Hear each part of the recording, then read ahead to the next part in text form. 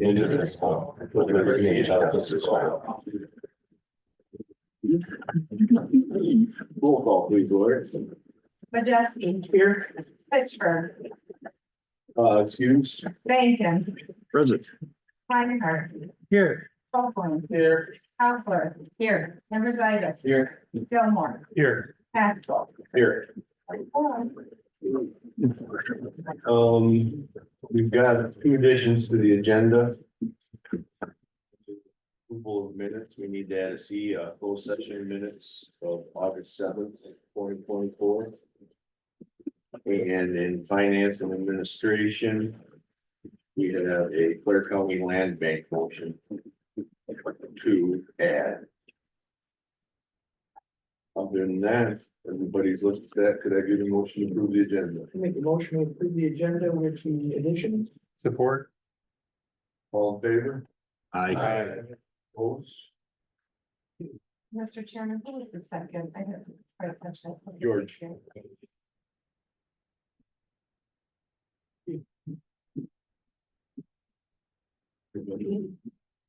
Everybody look at the minutes, we need some time to look at them.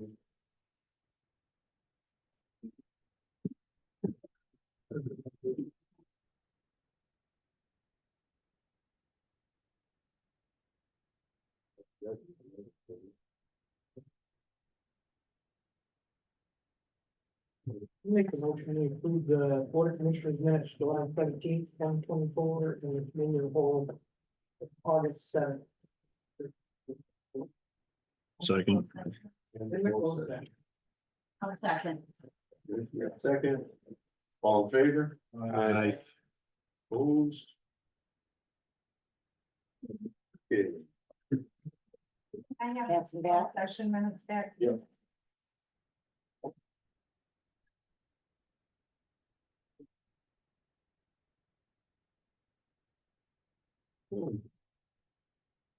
General public comment.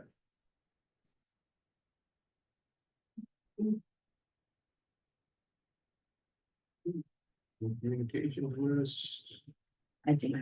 we do not have a administrative report. Eric, you're up. All right. Well, good morning. Welcome to, me. I have brought a couple of celebrity guests with me this morning. We have Danielle Chirac and Jennifer Letterhart. Danielle is our new Master Gardener Consumer Horticulture Program Coordinator. And I know we have been excited about this position for quite a while. And she is housed in our district. She will be, we really want to revamp. I'll talk a little bit about it in our annual report, but so we're excited. Danielle's been with us for 3 months. May, so Yeah. three-ish months. So we're excited. And then Jennifer Letterhart is our new CNI. She'll be working with our SNAP Ed folks. She'll be housed. She's originally from Clare County and will be here split between Clare and Gladwin. So I promised them, being new to the organization, that I wouldn't completely throw them out to the wolves. But if either of you have anything you'd like to share before we.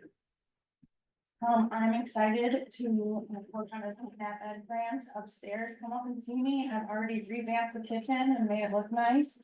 I'm just very excited to be serving and giving back to Clare County since I'm from Clare County. Thank you. Yeah, so we're very excited. I think it's gonna just continue to, build synergy in those programs, continue to outreach, connect and engage with our community here. So excited to have them. So before we talk about the MOA, I provided everybody with fiscal year 23 annual report. So I know when Lori and I had met, she said, please keep this under an hour. So we'll shoot for around 10 minutes, right, Lori? But I think all joking aside, we've continued to really try to make a strong impact here in Clare County. I think, obviously we've had some adjustments, transitions, post-COVID and things like that, but we really have tried to make a very grassroots focus effort to engage with the community. I know David's been part of a few of our district council meetings, I attended some of those too, and so I appreciate your participation on that. But just talking about, the different impacts, we provided services. You know, as you can see on the numbers, I won't read through all the lists, but, you know, engaging with the community, meeting them where they're at. We held 64 programs, over 2,000 people attended, 1,600 Blair County were present at our meetings. And then also, you know, we hear often in extension, and it's one of the things that we've continued to work on is trying to do this multi-platform outreach and engagement. So attending, you know, different local events, but social media is also one of those pieces. And so we really tried to put forth a very strategic effort and making sure that people are running programs. And so that 15,600 page reach is talking about the different programs and services that we are offering to their residents. And so I think that we continue to see an uptick in that space as well. Our 4-H program, we have Miranda Wormskirchen, that's now been with us for a while. And again, I think we're starting to see some more consistency along those. Obviously, we want to continue to grow and develop that program. But we had 307 youth that were enrolled in 4-H in Clare County, 83 volunteers, 286 groups. I think this is one of the cool things that they're trying to do within the 4-H program is look at different spaces that youth are interested in engaging, right? Because it's changed a little bit. It's evolved over time, just like most of our programs and services have. And so, you know, looking at different maybe STEM programs and robotic programs and things like that. So those are things that we're exploring. And through some of these different groups, I think we're starting to see more engagement, more different, more variety of different programs and services that are offered within that space. Many of you are familiar with Cable Thurlow. He's our beef educator. He's actually housed in Gladwin, but they're doing a lot of cool things, working with Clare County residents on, they started a beginner grazing school. And it's pretty awesome to see all the different things that they're doing, working with the farmers out in the field. He was on our D6 council and just shared some of the different impacts that they're having about, you know, how do we make make agriculture in that space more sustainable, using our resources that we have. How do we pasture cattle in this space, but then move them over here and winter feeding? And it, you know, it's really awesome to see some of the research that's coming out of those spaces too. Obviously, I've shared multiple times about the health and farm stress pieces that I've worked with. Pretty happy to share. Kind of the hard part about behavioral health is if you're not reading about it, it's usually working. And so, since probably the last time I updated anything on the farm stress, we now have an endowment for the teletherapy program. So any farmer, producer, family that is struggling with behavioral health or stress issues are able to receive and access teletherapy services free of charge. And so that's there's my goosebump moment of the morning for you, but you know, that continues to gain traction. I think getting more and more, I think, awareness out there to the farming community, because I've never talked to a farmer that's under stress or really having concerns until you talk to them, then you realize all the stress and concerns that they're having. And so getting them out there, making sure that they're aware of those programs. Obviously, we have Misty Obel Oval that is our new farm stress lead in this area, and she's doing a really good job connecting with them and targeting women in agriculture too. And so I think that's been an important space that she's been engaging with. We had the Michigan vaccine project that is now coming to an end. There's a little pushback and full transparency about that. But I think it was important for us for MSU extension to make sure the public knew that we weren't saying this is what you need to do. Our goal in that whole program was to educate people about so that they could make informed choice if getting vaccinated made sense for them or didn't make sense for them. But collectively speaking, I think the outreach and target, we did a lot of grassroots engagement with different functions, sharing with youth even about germs and things like that too. We have Christy Bennett, who is our path educator. She works with seniors primarily, but does Tai Chi, does dining with diabetes, outreach and engagement, a lot of different training programs around that space. Obviously, we've talked about Danielle and our Master Gardener program. We've talked about Jen and our SNAP Ed program. And another, rounding the corner here on the last page, our E-Rail. Has anybody heard about the E-Rail program, or do we have? No. well, maybe I'll, look at and see if we can get Cora to come in. Cora Akama is our local dairy educator, but it is the, emergency response to accidents involving livestock. And they actually just received national recognition for this program that they're working on. And Cora, obviously serves Blair County residents too. But the E-rail program is, essentially they're working to, we think about when we go to the grocery store, like, oh, okay, the sausage and the hamburger and all those pieces are, you know, labeled and put nice on the counter. But they also have to get transported, from the farm to the butcher or the processor or whatever that is. Well, if those vehicles flip over, and, you know, not a lot of our emergency responders are prepared to see a 2,000-pound bull running down, 27, right? And so what do you do if you have 20 of those? Well, it can be, you know, it's a big deal. And so essentially what, this team from MSU Extension, and different partnerships along the way have created is they have, they're doing training about euthanization of animals in those spaces. We have trailers that we're strategically putting in on intersecting highways so that they, you know, in the event that something like this were to happen, the first responders don't have far to go to hook up to this trailer that then has all that equipment in there to maybe fence them off or pen them off, or if they have to euthanize them, they have the equipment there to do that. So we actually just received information they're getting 2 more of these trailers. And so hopefully this is again one of those things that we don't have to use in Clare County, but it is a resource that's available and will be accessed and utilized. Our field crops educator, Monica Jean has replaced Paul Gross. I don't know many people of you have heard or know Paul Gross, but he retired. And so Monica Jean has been in the community for a long time, working with producers in our field crops area, working with farmers on, you know, soil nutrients, cover crops, and a lot of different variety of different spaces with that. Tegan, who is housed here, I know Tegan's done some updates and presentations here before, but working with individuals in housing. You know, obviously the HUD program is a very complex system, and Tegan has a lot of resources and connections for first-time home buyers. You know, I get to see and hear a lot of Tegan's success stories because she's working with a lot of these individuals one-on-one, you know, helping them maybe not lose their home, or what are some of these steps in place that we can do in a very complex system. And then last but not least, Kara Lynch does our food serve safe training, but she also does food preservation. I know she's worked a lot with the farmers market, the cottage food laws, doing these different trainings, especially, you know, for a lot of these individuals like popped up and said, okay, well, I don't know what the proper precautions are in this space. I know she's worked with me even too, like, because grandpa's recipe wasn't necessarily always the safest thing to do. Turns out, but you know, working through with residents, and even, you know, like properly canning venison, you know, with the coming hunting season and things like that too. So there is my 50,000-foot tour of our efforts in Clare County from MSU Extension, but happy to field any questions if you have that. If not, I can roll into the MOA.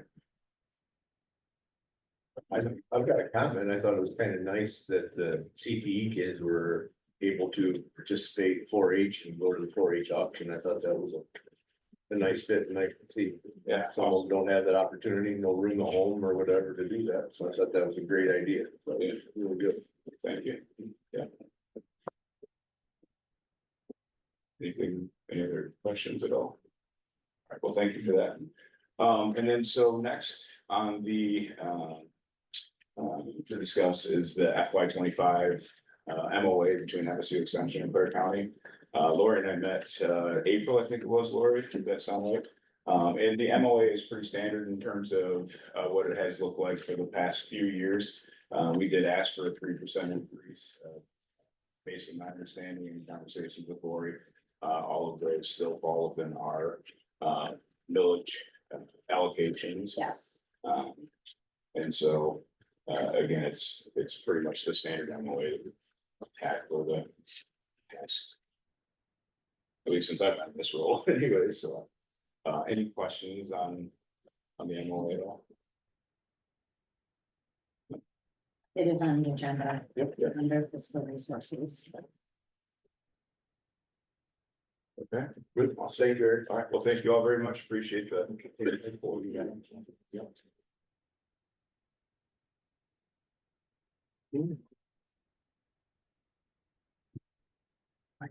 Marlene, you take, Health and Human Services. Make a motion to approve a $5,000 contribution to the East Michigan Council of Governments for a housing needs assessment for Clare County to be paid out of the Community Development Fund. Second, on that? Any discussion? Much better.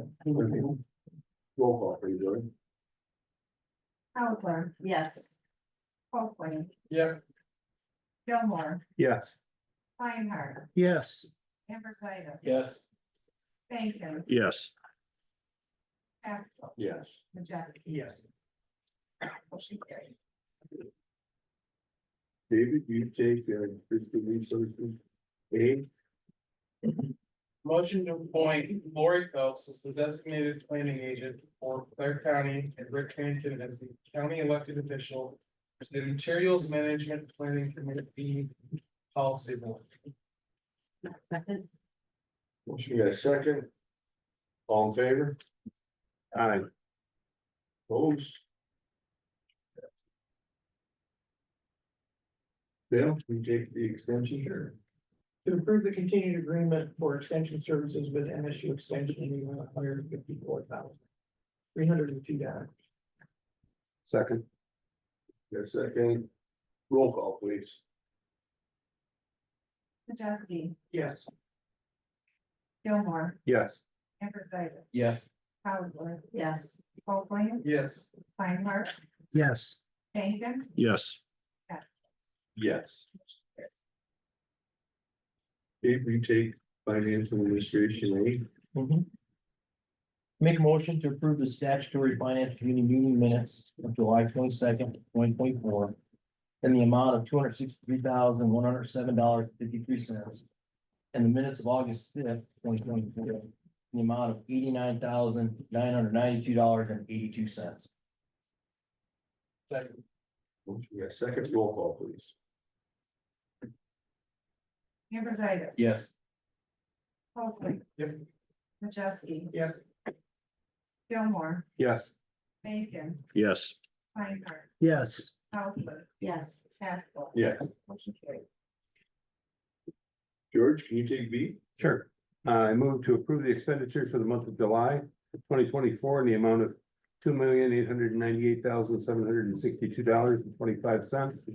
With the general fund expenditures totaling $1,681,514.24. I'll second. A second. Roll call, please. Gilmore, Yes. Ambrositis. Yes. Feinhardt, Yes. Hopewell, Yes. Howard, Yes. Majeski. Yes. Bacon, Yes. Yes. carried. Jack, you take C. No, thanks, buddy.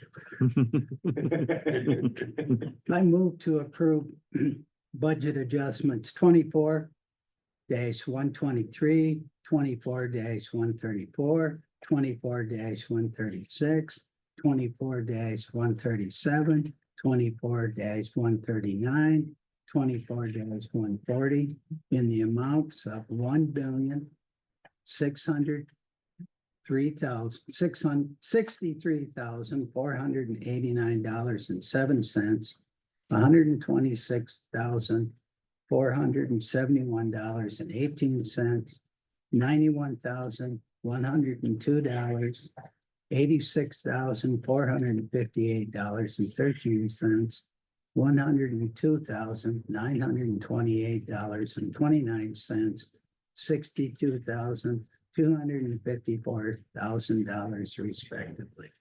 Second. Roll call, please. Okay. Feinhardt, Yes. Gilmore, Yes. Majeski. Yes. Bacon, Yes. Hopewell, Yes. Howard, Yes. Ambrositis, Yes. Haskell. Yes. Motion carried. Rick? Eddie?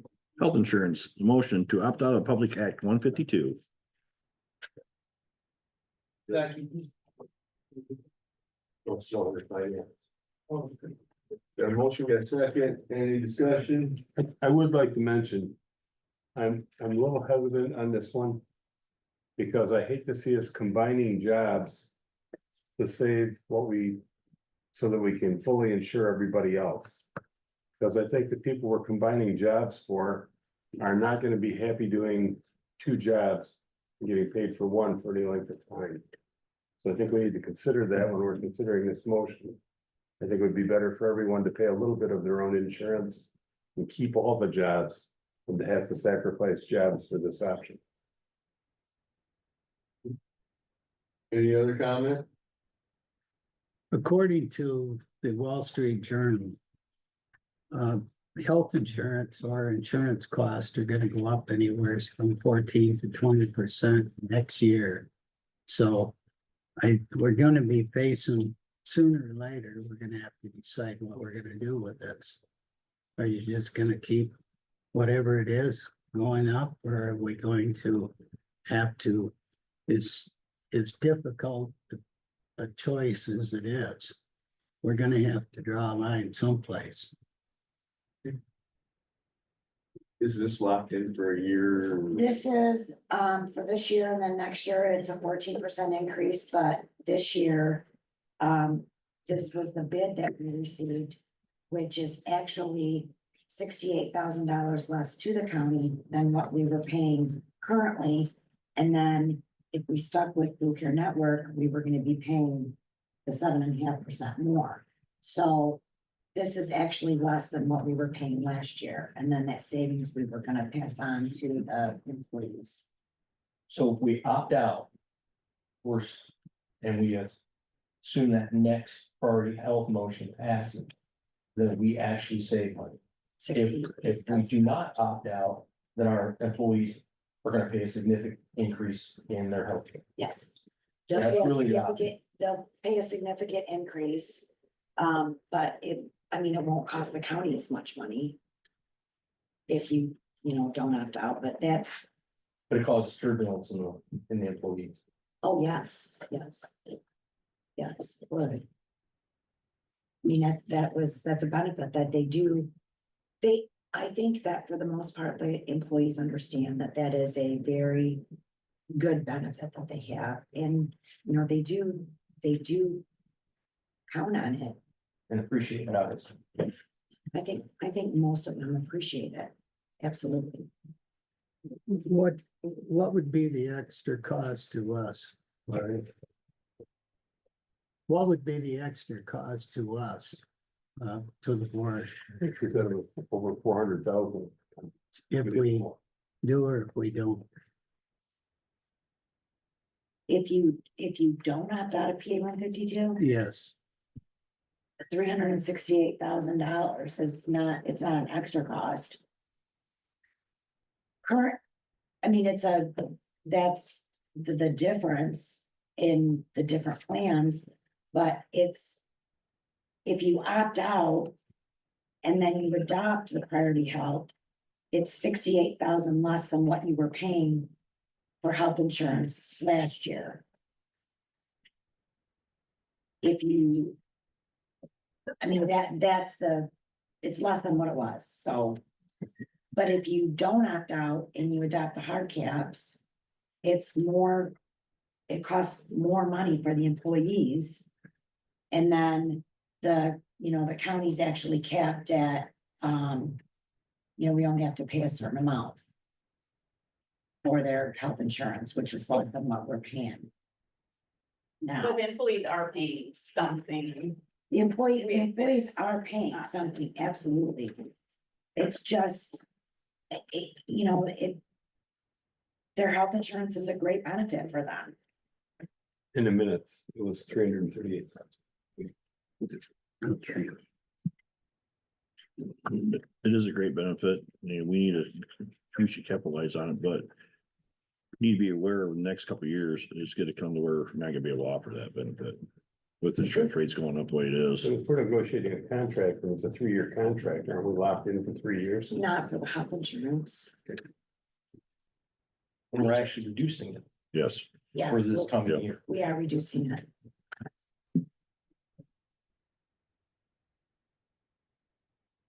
It would cost each employee.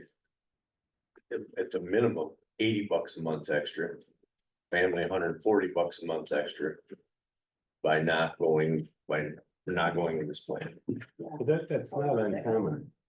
I I understand. was a state employee for 38 years. And I can't even remember a time when we paid less than $100 a month for insurance.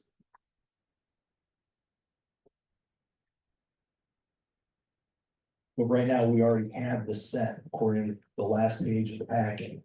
Have what's that? These numbers are set, right? This is what we're paying right now, Right, and this is what we're gonna and this pay. is what we would be paying. Right, so the employees are already paying, as the treasurer said. They're already gonna be some. paying the exact amount. Right. That was the goal, was to get it so that they were only paying the exact amount, Keep but their yet benefit. not kill the county. Right. And Priority Health turned in a bid that would save the county money. And then keep the same amount of cost share for each employee. So the plan that you've created takes care of the employees and takes care of the county. It does. for this year. And to make one more point on this, talking to the bargaining units and which each one of them has done their own wage study. And by that fact as being lower on the wage study than the median range. They did take into consideration their benefit package plan. Knowing that they'd accept a lower wage than. If they didn't have a really nice plan as part of their benefit. So. Is it gonna save us in the bargaining in the future if we don't have that benefit, at least at this time being? And I doubt we'll pass any contracts if we do. Raise their full pay right now. Being a lower median wage. I do recommend the Priority Health. That's just my recommendation. But I also. Would to take on what Jack has said. I feel that instead of. Right now. Or, this time of year, every year, doing this, that maybe we ought to. Try and start a committee that actually finds and does a study on this, look at Lake County, see what they're paying. Cause if we feel this is gonna be something that really puts us in a bind down the road, we should maybe be proactive on it. Obviously, we've found funding for this for 2 years, as far as. We can balance the budget for the next 2 years with the revenues we got coming in as of now, without any increases. So that gets us through most of this contract. Like I said, I understand. I don't want to raise anybody's insurance. I want to be able to pay our employees what they deserve. The trouble is I was here back when we couldn't pay the bills. And we argued, we sat here meeting after meeting and argued, what are we gonna do? Who are we gonna cut? It was a terrible time. I just don't want to go there again. I agree. We have to be looking out ahead of this contract, looking into the future. Every time we hire an employee, we add to that particular cost, and we need to be, when you talk about proactive, we need to be looking out a year or 2 or 3 years from now. How are we gonna fund this? And we don't want to depend on a Headley override or anything. And that's why I feel that we've done our due diligence here. Is because we at least are another year into the future. To know that we can sustain this. And there are some positions being reduced to attrition. So Through if, attrition. if we are concerned, my recommendation, if we are concerned about it now. We should start researching it now instead of hitting the employee in their pocketbook. With the times we're at right now with inflation and everything else. That's just my thought on this whole thing. This is a little bit off subject, but I want to talk about, not replacing people through nutrition. We should. we should entertain a hiring freeze on base to base scenario. With what we look at, with the budget that we're coming up with. That should be brought up. Well, and I think reducing through attrition is okay. But like I said, when you start doubling up someone's load. They're not gonna be happy in their position for very long, taking on a second job for no extra pay.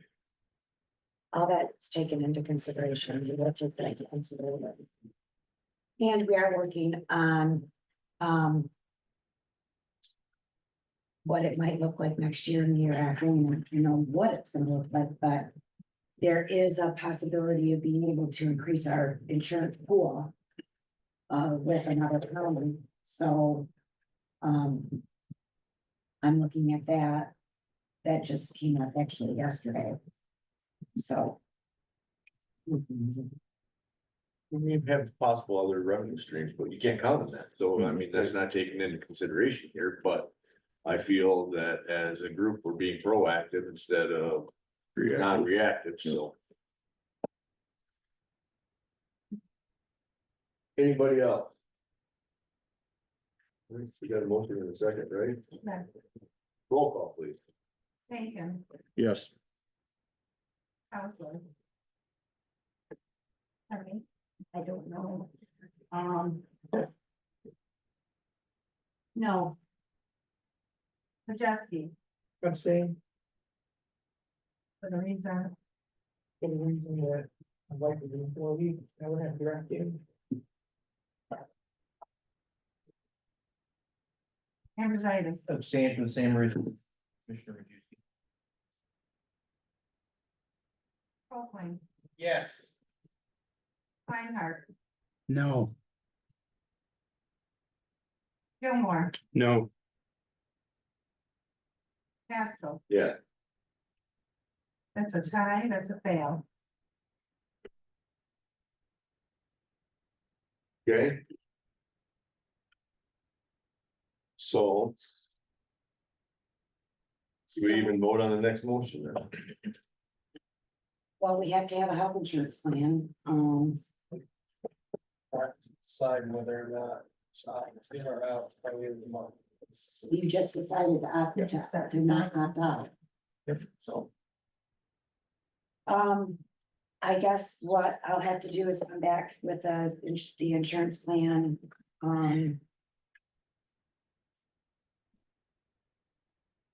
wouldn't priority health be a plus to us, whether we were in PA 152 or not? yes. I mean, we can go ahead and approve that, but you know, Are the figures the same? what's that? Are the figures the same? Do you know? No, that changed. we would do this. We're in this. Yeah, we're in this, but this is Blue Care Network and Blue Cross Blue Shield. I think we have that. That's who we have now. Well, we just. Based off that vote, we're now. Then we would stay with that. We would have to stick with Blue Care Network. And Why I would don't, we- I mean, we can, I don't know, I don't have a bid for the hard caps for Priority Health. You can also pick a percentage. So if you do, you can do the hard caps, you can do the 20/80, or the county can pick a percentage that the employees pay if you do opt out, Or not So- opt out. or not opt out, yeah. So you they did not opt out, so they either pay the hard caps. Or you pick a percentage. You know, we're gonna have to have a different meeting on that. I feel we need to regroup, I agree. Yeah, we're gonna I have to agree. have a different meeting on it. I can't.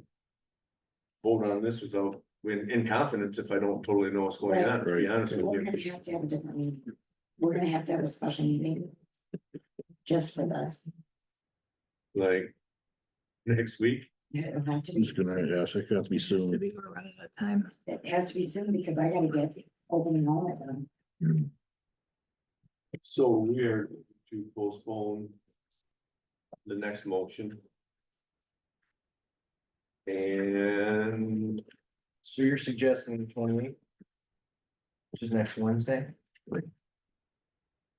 That was supposed to be an open enrollment meeting, but Um, Yeah, Wednesday.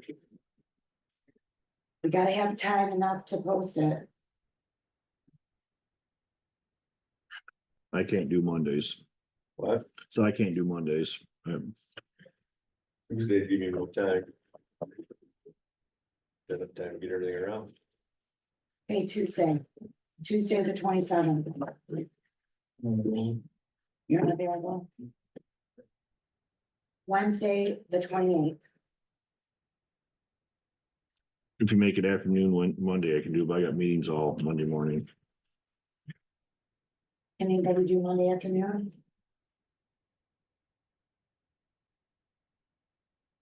Monday afternoon? I'm available. Monday afternoon, August 26th, 1 o'clock. Good. That on the agenda. Yeah. You next. You do this most of the time.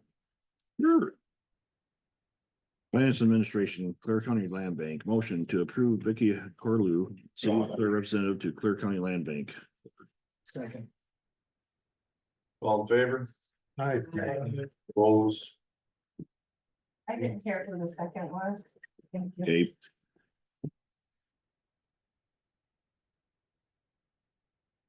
Clerk discussion. Okay. I had to write this down because it's a lot of information. I have my glasses on. With the increased duties on the county clerk's office, I'd like to formally ask for a raise, which I've never done before. I've been county clerk, register of deeds and abstractor for 8 years. 3 years ago, the county commissioners gave the sheriff and undersheriff a substantial raise, which I believe was between 20% and 28%. The board of commissioners put together a committee to evaluate other elected officials' wages, required us to put time and effort into doing wage studies of our colleagues around the state and submit to the committee. Those studies were provided to the committee, and prosecutor Ambrositis, as the unofficial spokesperson for the 3 women that did not receive raises, followed up for approximately 1 year asking for updates on the progress of the committee. The committee has never gave a report or a recommendation. Prosecutor Ambrositis finally stopped asking and no increase was ever offered to the Treasurer Beamer Fritzinger, Prosecutor Ambrositis, or myself, Clerk Register of Deeds and Abstractor. In 2022, when this board took office, you voted to eliminate per diem and travel expense from the county commissioner budget and double your own wages. 50% wage increase. As you know, wages cannot be decreased at any point during an elected official's term. For the commissioners that attend only the Board of Commissioner meetings and no other township meetings, that's $200 an hour. I'm not only asking for a raise, but offering a way to pay for that increase. I will focus on one area of my office and the increased job duties along with potential costs to Clare County. I perform many non-statutory duties as a county clerk because our constituents have very serious concerns regarding security of our elections. I believe Clare County's elections are 100% secure, and I can say that with confidence because I do the work myself to ensure that. I can answer any questions our constituents ask because I do the work and I do not outsource to a vendor.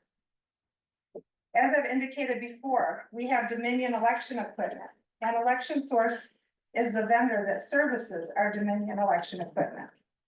Election Source offers to provide many services that are not my statutory duty, but I perform these duties so that I can tell our constituents exactly what is happening with our voting equipment and ballots while saving tax dollars, significant tax dollars. I'll outline the services and the costs that Election Source offers, and the majority of the county clerks outsource these duties, which we currently do not. And I have documentation to back up these figures that I'll pass out as well. Programming the ballot in 2024. Re-elections, we could have potential of 4. We had 3. Well, we will be having 3. Programming the ballot, $117,434.86. That's what Election Source would charge. If I didn't program the ballot. That I get no additional pay for. Testing the equipment and program cards, $52,636 that I do. That I could outsource to Election Source. I do and my staff does, not just me. Additional savings declared county in 2024, I talked about after the February election.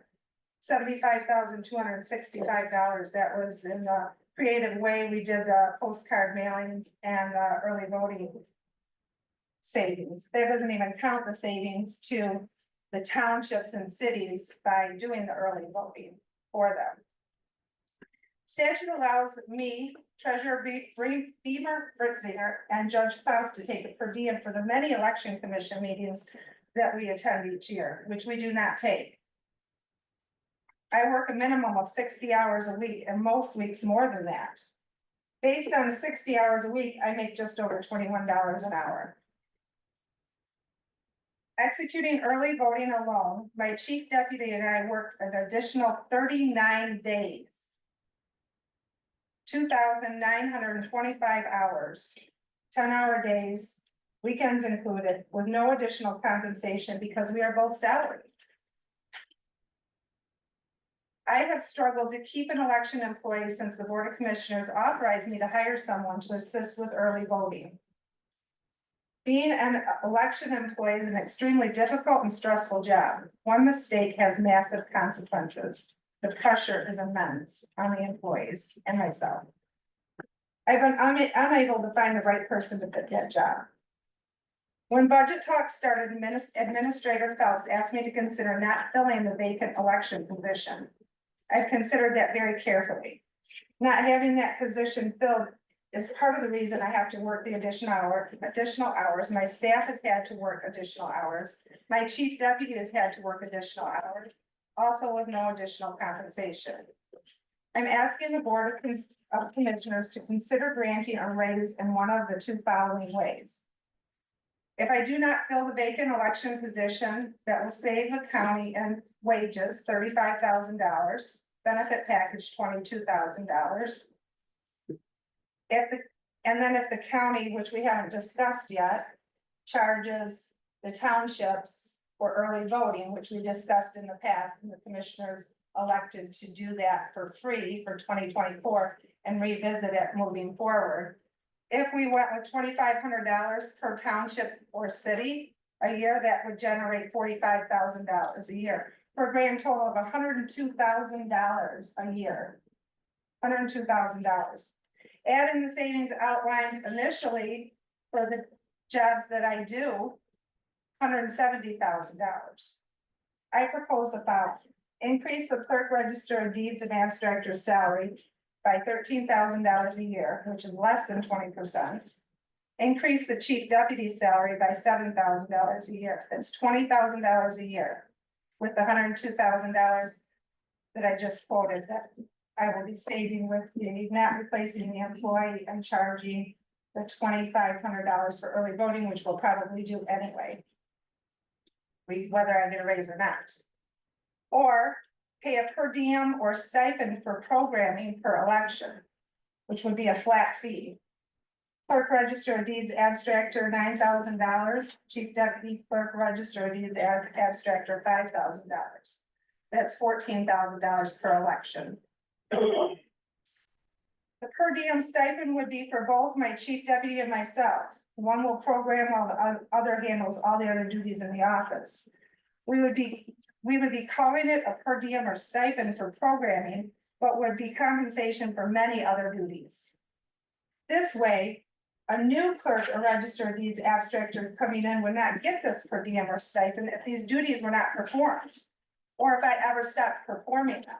So if I stop doing this, then I don't get that pay. If I stop programming, or if you give me a raise, I get it regardless of whether I do these extra duties or not. This per diem or stipend would vary from $0 if there's no election, we don't have an election, I don't get the additional wages, the additional money. To worst case scenario, $56,000 for 4 elections in 1 year, which is only possible once every 4 years when there's a presidential primary. In the 11 years I've worked here, I've never seen 4 elections in a year. A typical election year would be 1 to 2 elections, which would be $14,000 to $28,000. I'm requesting that with the savings in my office alone, there would also be enough in the $102,000 savings in wages and revenue from early voting to pay for a raise for my office, Treasurer Beamer Fritzinger, and Prosecutor Ambrositis. Thank you for listening.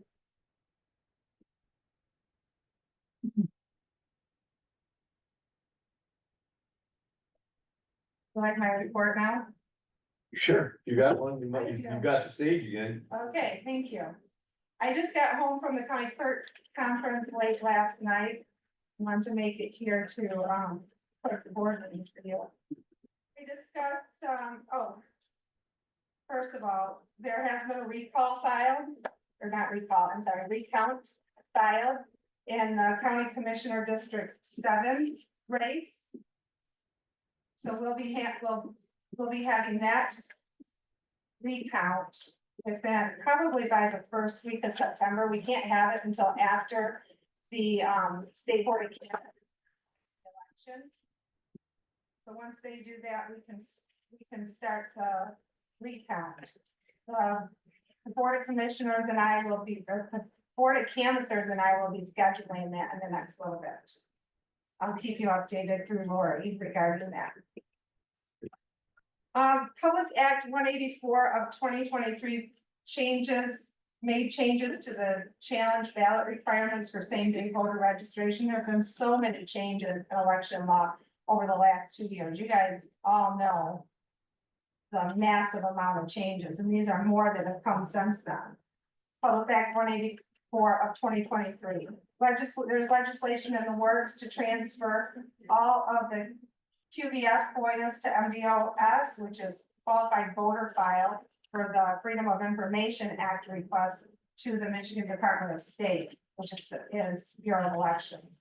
They want to start handling all of the QVF FOIAs.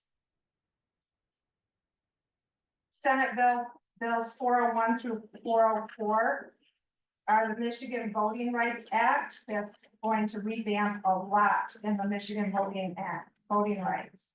House Bill 5898 through 5900 notary law reform bills. There are jury selection reform. The state is trying to take over jury selection as well. There are proposal 2 cleanups from proposal 22-2 with 2 statewide elections under our belts. We have some experience implementing early voting. So with all the feedback from the county clerks, the state and the legislators are going to do some cleanup bills to make things run a little smoother with those. In the Register of Deeds, there's a privacy shielding bills quickly moving through the House and Senate. That is, I discussed this with you before. In other states, it's called Daniel's Law. There was a defendant that posed as a delivery man to a federal judge's home when her son answered the door. The defendant killed her son, shot her husband in an effort to go after her. So this bill has been sweeping across the country rapidly and is in Michigan.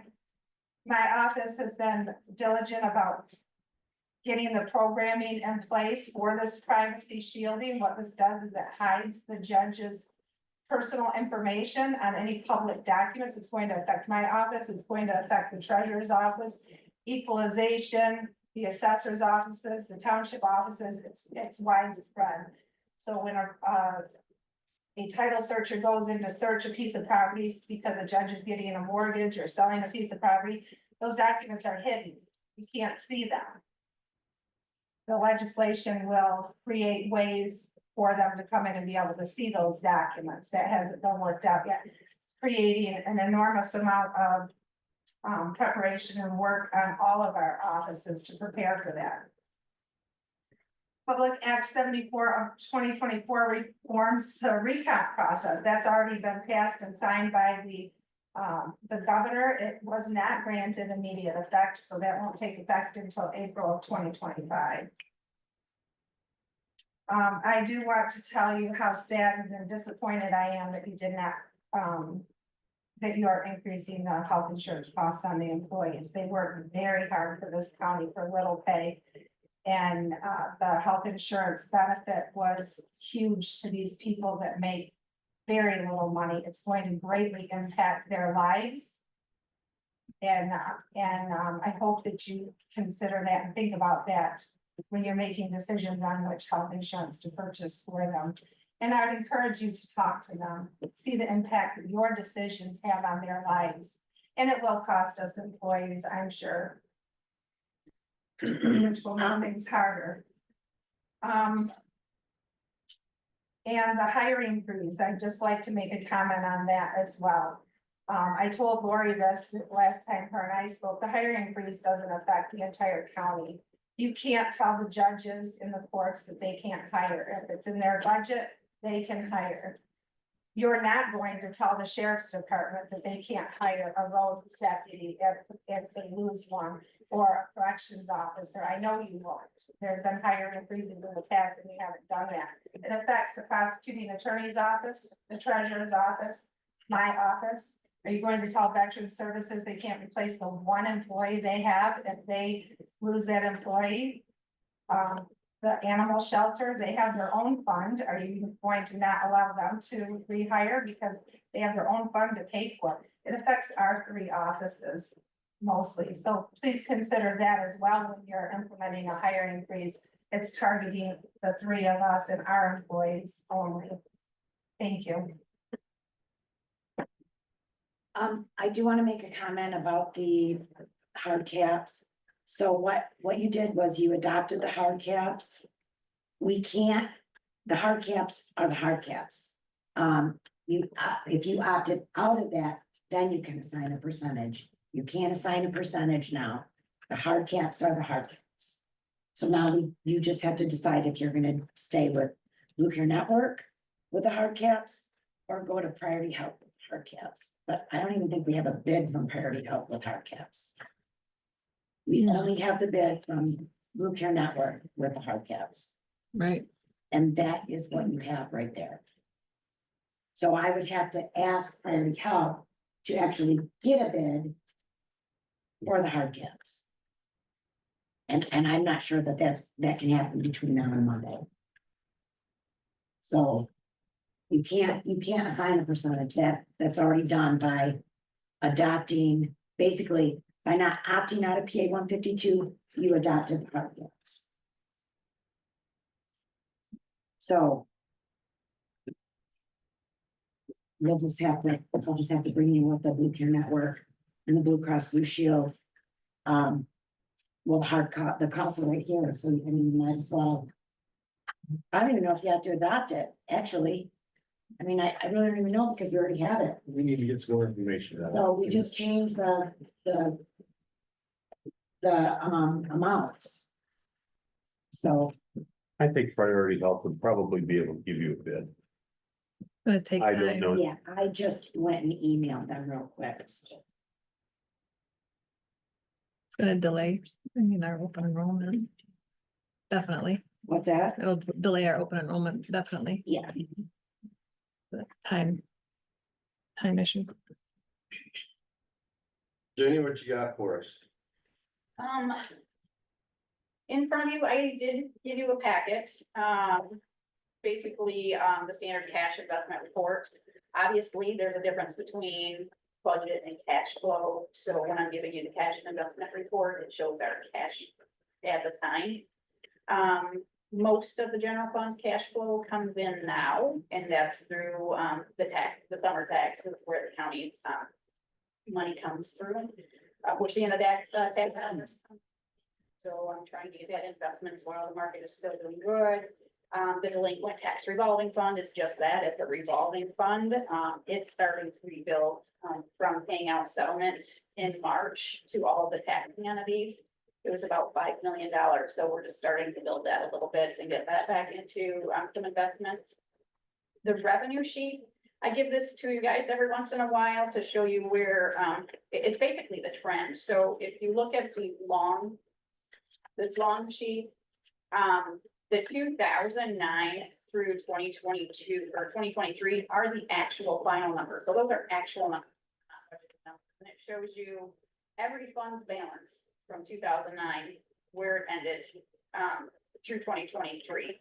It shows you all year-end expense numbers and expense numbers, so you know the trend for all of those years. The 2024 is just the projected, and it's only based off current budget numbers where it's set in the budget right now. We're 91% of the way through the budget. Next month is the end of, which always gives me anxiety, is the end of our fiscal year. So we're almost there. So just only on projected numbers for 2024, as it stands right now, if everything comes in the way it's budgeted and everything goes out the way, which we know doesn't always happen, it's showing a surplus of around $200,000. It's showing 58% of the revenues have come in at this time, and 79% of the expenses have gone out. So it just kind of gives you an up-to-date of what's set in the budget right now. And then also, annually, we have to distribute all of the penal fines that the district and circuit courts take in. We distribute those to the library. So there's a library report in that packet as well. It shows that we're still holding an escrow, monies for library purposes for Sheridan Township and Arthur Township. Sheridan, we're holding approximately $172,000 for, and Arthur $71,000. And until they have library purposes, we just continue to hold those in the fund. On the back side of that, that shows what was actually distributed to which library. We paid out grand total to libraries $144,000 this year. Pearson Library got approximately $64,000. The Pierre Marquette got approximately $33,000. But we also can send money to the Surrey Township Library, McBain, Everett, and the M. Alice Chapman Library. I also submitted our annual brownfield report for the Hexel project. I have to do that annually. And that one is through the county perpetual project is where they got funding for that project. And that was back in 2007. So I think in 2009 is when we started capturing. Was it 2011? Anyways, I have to annually go through. We're starting, Lori will know more about it, but they're starting to do development on that. So we might be seeing a quicker payoff of that once we get there. And then I'm just working on a foreclosure report. I do go to the treasurer's conference next week, and that's we're hopefully going to learn more about the Supreme Court ruling with the foreclosure law, which we are just wanting to get somebody to correct it, but the ruling actually has more questions. So our side of the state is not in a class action lawsuit yet. We have a lawsuit, but it has not been settled. The west side has already been settled, so a lot of the Supreme Court ruling won't affect the west side of the state, but we're still trying to figure out how it will affect us. But I gave you the worst case scenario figures a while back. I've been preparing for that, so we're safe there, but we just don't even know at this point how that's going to be. So I will, after this conference, be able to give you an update on that ruling. Does anyone have any questions? Okay. Thank you. You're welcome. I guess I don't have much. There's some street fairs this weekend. It was nice to see I was gonna bring that up anyways, that CTE students participated in 4-H. It was good to see those organizations working together. And I think that's all I got. Go ahead. All right, just attended my meetings. For those of you that don't know, Lincoln Township lost its supervisor last week. Dennis Zimmerman passed away. He had over 20 years on the Lincoln Township Board. I don't think in this county, there was anybody that knew more about township government than Dennis Zimmerman did. He was a great asset to the township and he will be missed.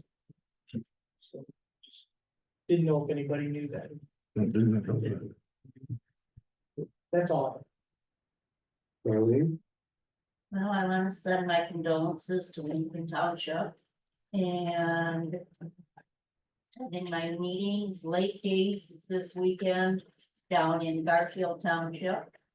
And that's all I have. David? I have a short list for you all today. Again, as Ryan said, my condolences. Gotcha. Franklin, there was discussion about getting concrete bids. They talked more about their website that they've been developing. They switched providers. The person who did it before was retiring. They're also looking at getting bids for the gutters on the township hall. So they need to be replaced. Hamilton Township did its second resolution for the fire contract. As I was mentioning for a couple months now. With the increase due to the contract going up in price. Hamilton needs to put a special assessment order for fire protection. Second hearing is going to be the 28th at 6:30 p.m.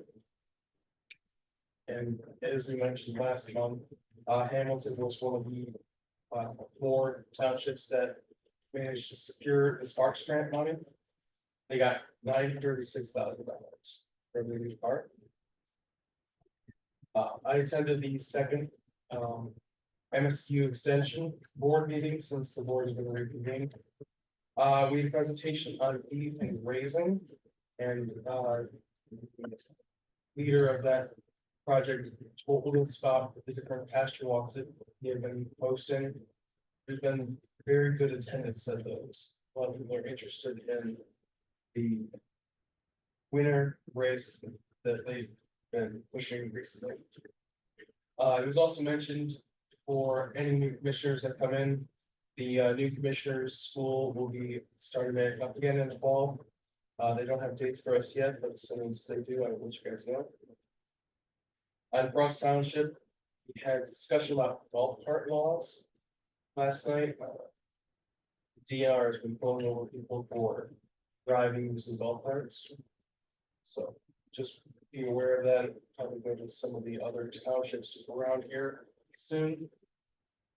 In Summerfield, there was a bill for servicing the siren that they had to pay, and then we also talked about the Michigan bill. That's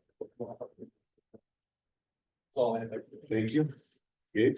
Yes, good morning. The only thing I have is the airport committee meeting is next Tuesday, the 27th of August at 4 o'clock in this room.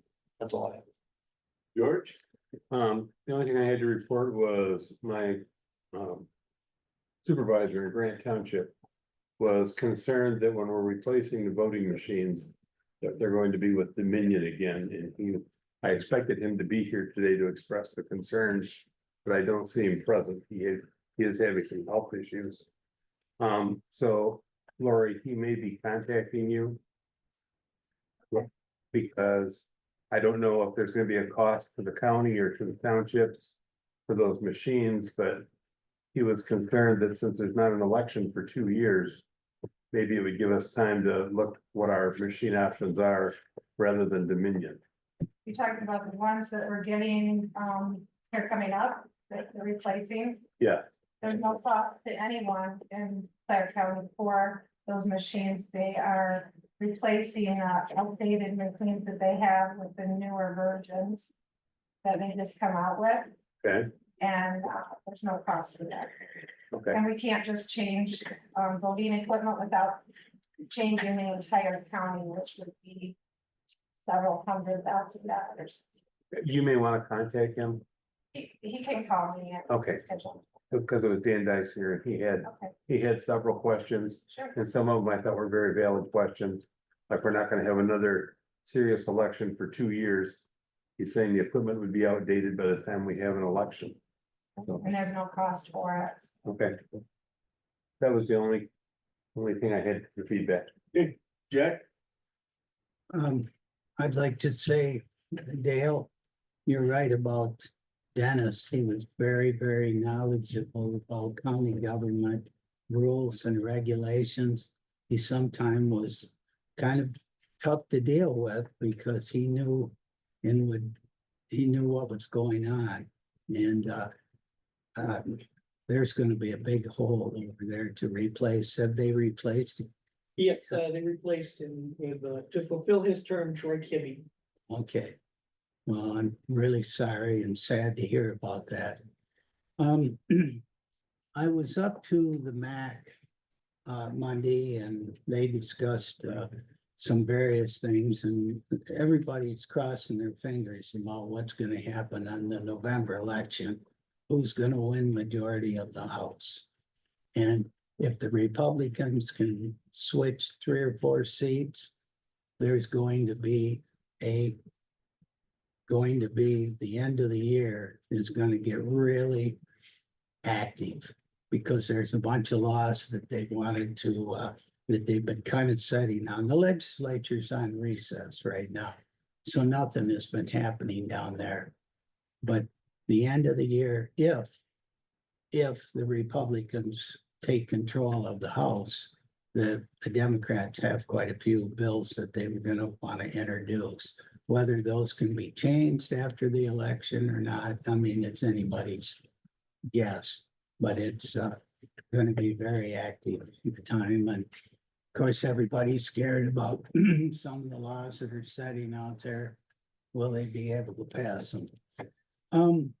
There was a long presentation up there about the opiate settlements, the opiate money, and there was, MAC has hired a company out of, I think it's New Jersey, to look into this and kind of coordinate it. But Lori's probably talked to him, probably met, maybe Jenny has, that is going to be talking about how they're going to disperse the money.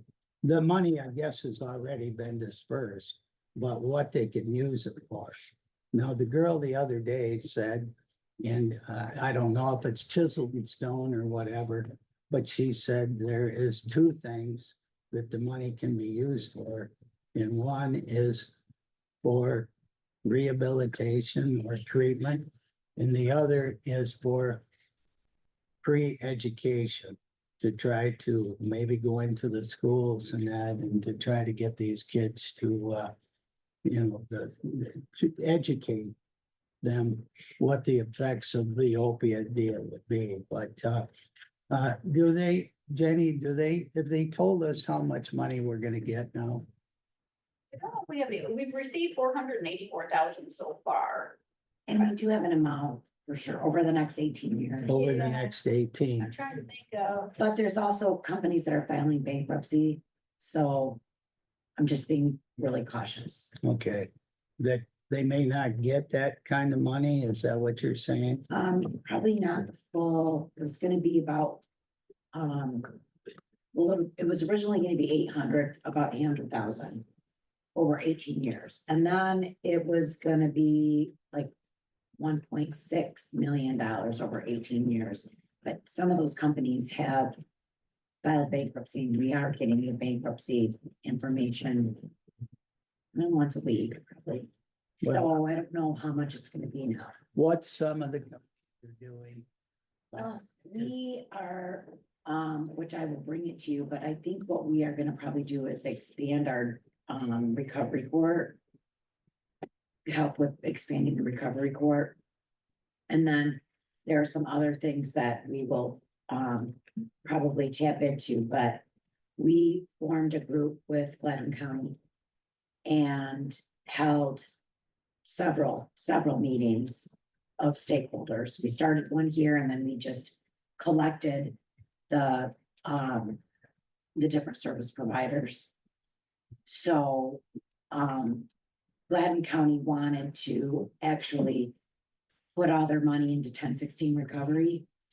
And that made me nervous too, but then since they have backed out of doing that, so we're still forming, you know, where we're gonna put all the money, but like I said, we're being cautious just because of Yeah. bankruptcies. that are That's coming what in. they ask us to do, to make sure that we have a plan together that can fit that criteria there. And We've been working on it. well, until you get the final amount, now some of the counties have taken what they would get the final total for 18 years, and they're dividing it by, so that they would have, and they recommended that we have the same amount of money each year, whatever it is. Divide it by 18, that way any program that you get started won't run out of money. If you put the most money up front, you can run out of money. Well, So- we looked into that, but in the beginning, it was only like $42,000 a year, so it doesn't really fund a position, Yeah. you know, so. We're They, still working. on it. you know, they would said to just be careful about funding positions for it, but again, that's just, I mean, I didn't know anything about it, how much we got or any, we haven't really discussed it in here. So, but that's, some of the counties have, actually, they've got plans in place on what they're gonna do with it. So anyway, one of the law, or one of the, you know, was the septic tank law. Still, every time they talk about the septic tank law, people get fired up and there's always arguments and that over it, but they think, Mac thinks now that there's a good chance that that may just die, at least for now. So we'll see. Other than that, you know, Mac is, they're disappointed, about the local control, or, you know, down in Lansing about that. They're disappointed that that didn't get enough signatures to go through and, you know, we'll see. That's it. Thanks, Jack. Rick? Well, I just want to piggyback a little bit off what Jack's talked about. I just want to piggyback how fragile our economy is. I mean, just like the Fed report for unemployment, they came back with correction yesterday. They said there's 600,000 jobs off that wasn't fulfilled. They came back out today, could be up to 1 million jobs off. Our economy is very fragile right now. We gotta be uber sensitive about that. Just keep our eye and our finger on the pulse of any decisions we're making. So I just wanted to just emphasize this, we just gotta keep our eye on the economy, what it's doing. Thank you. I think we've covered the state of the budget. Thank you, Jenny. Public comment. Got enough time for what? I forgot to include in my report, the election night reporting software that you approved resulted in not in one phone call. And for the entire evening, that was from a commissioner telling me the software wasn't working. And it was working, we just had not had time to upload the results yet because we were checking the person. So the software worked beautifully. It resulted in a tremendous reduction in phone calls in my office and interruptions on election night. So I know it wasn't in the original plan, but I thank you. Okay, thank you. I was the commissioner that called. I still don't understand what benefit it was, because we didn't know the total results till 10 to 2 in the morning. We have to wait for the townships to bring us results. I Well, can't get them unless they bring When them. you upload them to the computer anyway, I don't, I know, and I don't understand what benefit the new program was, because the same type of thing was previously. I don't know how to make you understand. Maybe come see me and we can discuss that. All right. For my part, I will say my constituents this month. Well, We had a lot of positive feedback on it. Thank you. Okay. Any other public comment? What? It's so hard to hear you guys. It sounds like you're talking behind that wall. I couldn't even hear a word he said. Just saying, I mean, it's every time we come here. I don't know if I'm gonna go get my hearing checked. I'm just saying, Sit in the front. I did sit in the front last time. I can't hear either.